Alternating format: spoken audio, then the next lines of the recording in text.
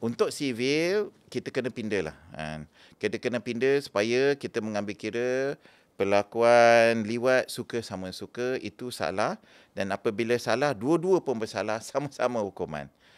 Itu kita kena bincang bukan dengan Muslim je, dengan bukan Muslim pun sekali.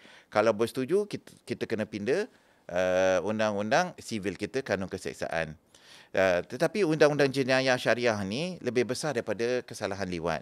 Yang masih saya katakan tadi, ia merangkumi jenayah syariah lain dan mungkin termasuk melarang berjudi, kan. Jadi jenayah syariah kita makin lama makin banyak yang jatuh.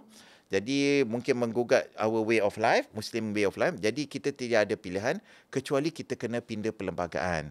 Kerana mahkamah kata ia bercanggah dengan perlembagaan.